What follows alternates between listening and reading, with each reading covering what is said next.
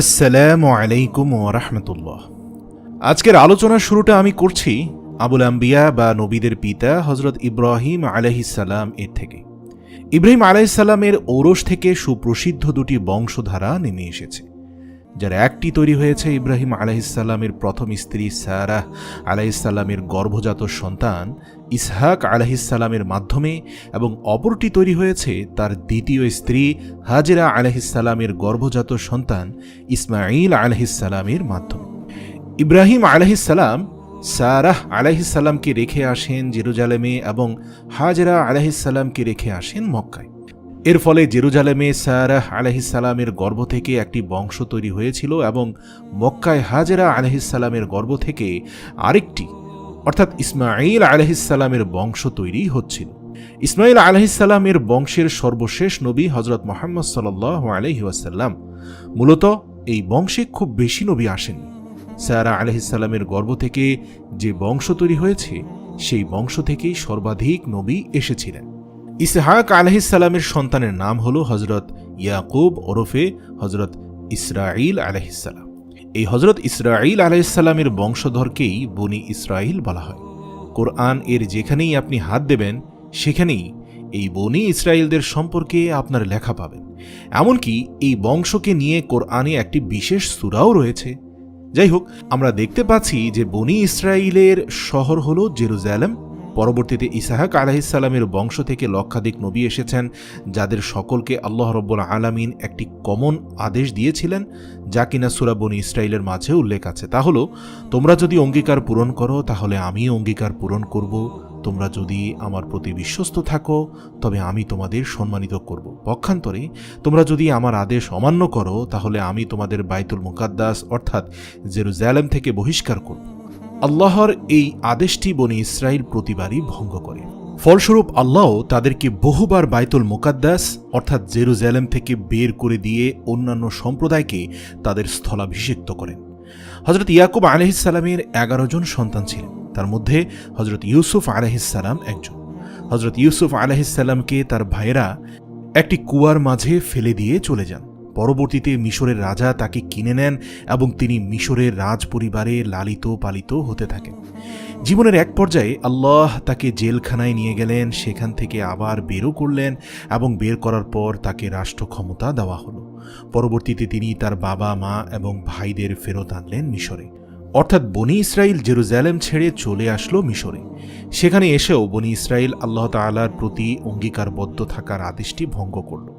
ফলে আল্লাহ তাদেরকে ফেরাউনের দাসত্ব শৃঙ্খলে বন্দী করলেন। রাজা বাদশাহ থেকে তারা পরিণত হলো দাসে। ঘটনার কালচক্রে আল্লাহ পাক বনি ইসরাঈলকে দয়া করলেন এবং তাদের নিকট হযরত মূসা আলাইহিস সালামকে প্রেরণ করলেন। মূসা আলাইহিস সালাম তাদেরকে ফেরাউনের কবল থেকে উদ্ধার করলেন। বনি ইসরাঈল দাস থেকে আবারও একটা সম্মানিত জায়গায় ফেরত আসলো। মূসা আলাইহিস সালামের উপর তাওরাত নাজিল হয়েছিল। এই তাওরাত বনি ইসরাঈল যতদিন অনুসরণ করেছে তারা ততদিন পর্যন্ত পথভ্রষ্ট হয়নি, কিন্তু মূসা আলাইহিস সালামের পর বনি ইসরাঈল আর তাওরাতকে অনুসরণ করল না, অর্থাৎ মূসা আলাইহিস সালামের ইন্তেকালের পর।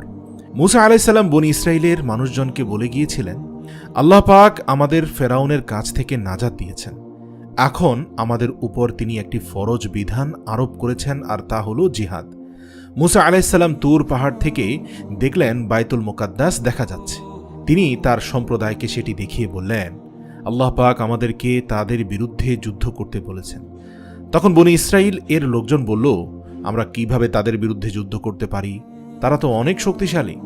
এর চেয়ে তুমি আর তোমার রব গিয়ে তাদের বিরুদ্ধে যুদ্ধ করো, আমরা বনি ইসরাঈল এখানে বসে অপেক্ষা করি।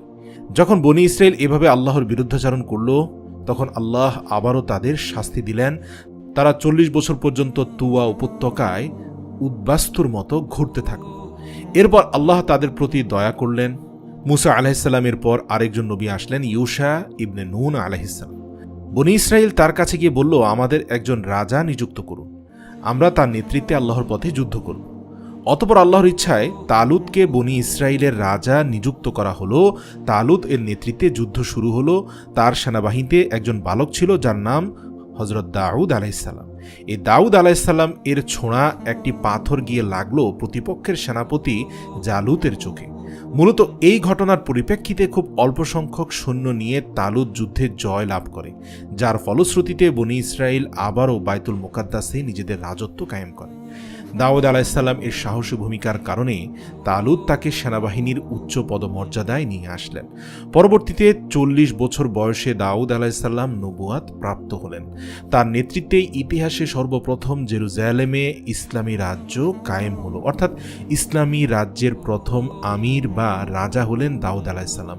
এরপর জেরুজালেম থেকে দাউদ আলাইহিসসালাম সমগ্র বিশ্ব শাসন করতে থাকলেন। পরবর্তীতে দাউদ আলাইহিসসালামের মৃত্যুর পর তার সন্তান হযরত সুলাইমান আলাইহিসসালামের উপর ন্যস্ত হলো বিশ্বের শাসনভার। হযরত সুলাইমান আলাইহিসসালাম তার বাবার চেয়েও 1000 গুণ বেশি শক্তি নিয়ে সারা বিশ্ব শাসন করতে থাকলেন। অত্যাধুনিক রাষ্ট্র গঠনে সম্ভাব্য যা যা প্রয়োজন পড়তে পারে তার সব কিছু দিয়ে আল্লাহ সুলাইমান আলাইহিসসালামকে ভরিয়ে তুলেছিলেন। সুলাইমান আলাইহিসসালাম আল্লাহর কাছে দোয়া করে বলেছিলেন, হে আল্লাহ, আপনি আমাকে এমন রাজত্ব দান করুন যা আপনি কখনো কাউকে দান করেননি। আল্লাহ তাআলা সুলাইমান আলাইহিসসালামের দোয়া কবুল করেছিলেন। তাকে তিনি এমন রাজত্ব দান করেছিলেন যা আল্লাহ আর কখনো কাউকে দেননি। ইতিহাসে সুলাইমান আলাইহিসসালামের পূর্বে কেউ এমন রাজত্ব পায়নি এবং কিয়ামতের আগ পর্যন্ত কেউ আর কখনো এমন রাজত্ব পাবেও না। এতটা বিশাল ছিল তার রাজত্ব। পরবর্তীতে সুলাইমান আলাইহিসসালাম এরপর বনি ইসরাইল আবারও বিপদগামী হলো। তারা আবারও তাদের প্রতিজ্ঞা ভঙ্গ করলো, শিরক করলো, কুফরি করলো। এই কারণে আল্লাহ পাক তাদের আবারও জেরুজালেম থেকে বের করে দিলেন। এরপর তারা 2000 বছর পর্যন্ত আর জেরুজালেমে ফেরত যেতে পারল না। এই সময়ের মাঝে বহু নবী বনি ইসরাইলে এসেছেন। তাদের সকলে একটা কথাই বলেছেন, আর তা হলো বনি ইসরাইলকে এই অবস্থা থেকে মুক্তি দিতে একজন মাসিয়া আসবেন। তিনি যখন আসবেন তখন আবারও বনি ইসরাইল পৃথিবী শাসন করবে। এরপর অবশেষে তাদের সেই মাসিয়া আসলো। মহানবী সাল্লাল্লাহু আলাইহি সাল্লাম বলেছেন সেই মাসিয়া হলো ঈসা আলাইহিসসালাম। কিন্তু ঈসা আলাইহিসসালাম যখন পৃথিবীতে আসলেন তখন তারা বলল, ঈসা কিভাবে একজন মাসিয়া হতে পারে? তার মা তো একজন ব্যভিচারিণী, নাউযু বিল্লাহি মিন যালিক। সে তো একজন জারজ সন্তান, নাউযু বিল্লাহ। এভাবে বনি ইসরাইল ঈসা আলাইহিসসালামকে অস্বীকার করল। তারা তাদের মাসিয়াহকে চিনতে ভুল করলো। অতঃপর তারা ঈসা আলাইহিসসালামকে ক্রুশে চড়ালো। আল্লাহ রাব্বুল আলামিন তাকে সেখান থেকে তুলে নিজের কাছে নিয়ে গেলেন, কিন্তু তাদের মনে হলো তারা মাসিহকে সফলভাবে হত্যা করেছে। আল্লাহ যে ঈসা আলাইহিসসালামকে তুলে নিয়েছেন সেটা কোরআন নাজিল হওয়ার আগ পর্যন্ত কেউ জানত না। কোরআন নাজিল হওয়ার আগ পর্যন্ত সবাই ভাবত ঈসা আলাইহিসসালামকে ক্রুশবিদ্ধ করে হত্যা করা হয়েছে। আল্লাহ পাক কোরআনে জানিয়ে দিলেন তারা তাকে হত্যাও করেনি, ক্রুশবিদ্ধও করেনি, বরং আল্লাহ তাকে নিজের কাছে তুলে নিয়েছেন। এই ঘটনাটি যখন ঘটল তখন দুটি দল তৈরি হলো। একদল খুব খুশি হলো এবং উল্লাস এর সাথে বলল, আমরা মাসিহাকে হত্যা করেছি। এরা হলো ইয়াহুদি। আরেক দল খুব ব্যথিত হলো, তারা খুব কষ্ট পেল কারণ তাদের নবীকে হত্যা করা হয়েছে। এরা হলো নাসারা বা খ্রিস্টান। এদের সাথে এখনকার খ্রিস্টানদের মেলাতে গেলে ভুল করবেন। তারা ছিল সত্যিকারের এক আল্লাহ বিশ্বাসী খ্রিস্টান, যারা সত্যিকারের খ্রিস্টান বা নাসারা। তারা এখনও ঈসা আলাইহিসসালামকে বিশ্বাস করে এবং তার রেখে যাওয়া বিধিবিধানগুলো মেনে চলার চেষ্টা করে। যাই হোক, মূলত এই ঘটনার পর থেকে দুটি দল তৈরি হয়েছিল, যাদের একদল ইয়াহুদি, অপরটি নাসারা। এই ঘটনার পর থেকে আল্লাহ পাক তাদেরকে আর কখনো আহলে কিতাব বলেননি। এরপর থেকে তিনি তাদেরকে আহলে কিতাবের পরিবর্তে ইয়াহুদি এবং নাসারা বলেই অভিহিত করেছেন। প্রিয় দর্শক, এর পরের ইতিহাস আপনারা অনেকেই জানেন। আরও দীর্ঘত 500-600 বছর পরে রাসূল সাল্লাল্লাহু আলাইহি ওয়াসাল্লাম দুনিয়ার বুকে আসলেন। হযরত ঈসা আলাইহিস সালামের 500 বছর পর আল্লাহর রাসূল দুনিয়াতে নবুয়াতের যখন ঘোষণা দিলেন, তারপর থেকে আবার এই ইয়াহুদিরা তাকে অস্বীকার করল এবং এভাবে যুগের পর যুগ ধরে 1000 বছর ধরে নাফরমানি করার রীতিনীতি ইয়াহুদিরা ত্যাগ করতে পারেনি। এভাবে তারা প্রতিটি যুগেই অপদস্থ, অপমানিত এবং নিপীড়িত হয়েছে, আজও হচ্ছে।